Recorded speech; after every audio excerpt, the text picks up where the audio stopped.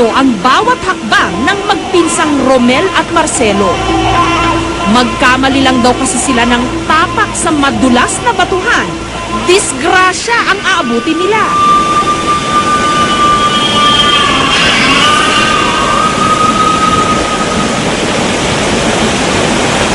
Pagdating sa taas na humigit kumulang 20 talampakan, wari nag-aabang na napahinto ang dalawa.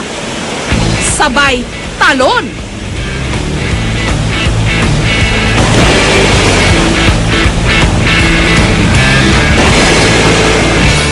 Kinakabahan ako tapos masaya.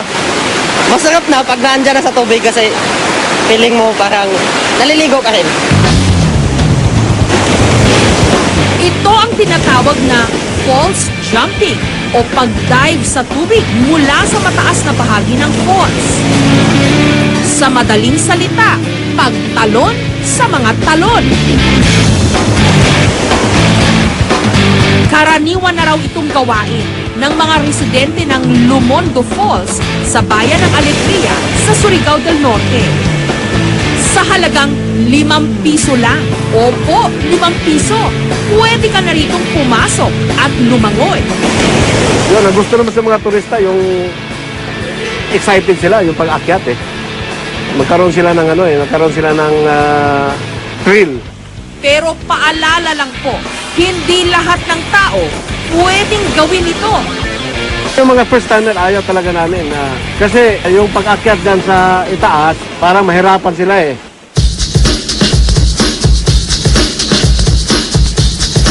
Pasok na nga ang tag-init, kaya't kanya-kanya na naman tayong hanap ng happening. Tiyak na hindi mawawala sa uso ang pagsabayin ang adventure at pamamasyal.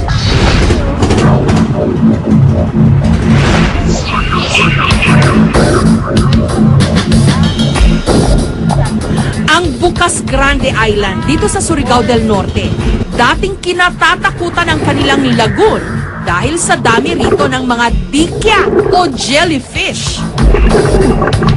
Kilala kasing makamandag ang mga dikya at ang ilang uri nila may dalang lason na nakamamatay.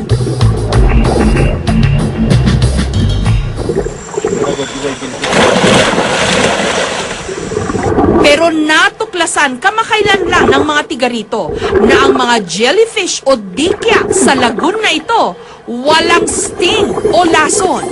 Harmless.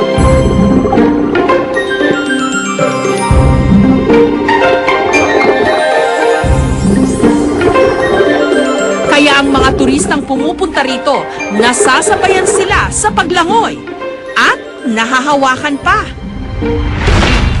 May ganito ring lugar pero nasa Palau, swimming with the jellyfish.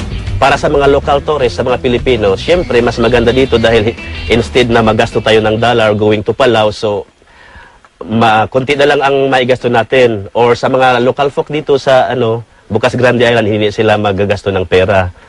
Tapos, marami pang mga natural attraction dito.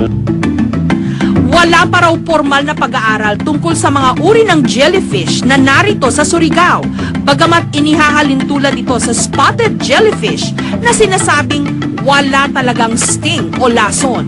Pero dapat pa rin tandaan na hindi nangangahulugang pwede mo nang hawakan ng ganun-ganun lang ang anumang uri ng jellyfish.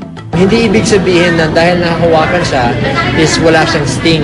Kung nakakita kayo ng jellyfish, huwag yun na lang lapitan, huwag yun na lang hawakan, huwag yun na i-testing kung stinging or hindi.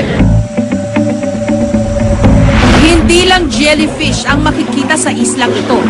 Meron ding mga kuweba na pwedeng pasukin ng tao para mag-sightseeing ng mga rock formation. Makakalabas ka lamang sa mga ito sa pamamagitan ng pag-dive sa tubig. Perfect. Ipinagmamalaki rin ng mga tiga Bukas Grande Island ang masasarap nilang mga merienda. Katulad ng sayunsong, gawa sa pinakuluang gata ng nyog at giniling na malagkit na bigas. Parang suman talaga. Tamis kasi halo yung oil, yung asukal, ang bigas. At ang sangkoga, saging na may palamang kinayas na saging, tsokolate, mani, at gata. Lasang makapuno. Sarap eh.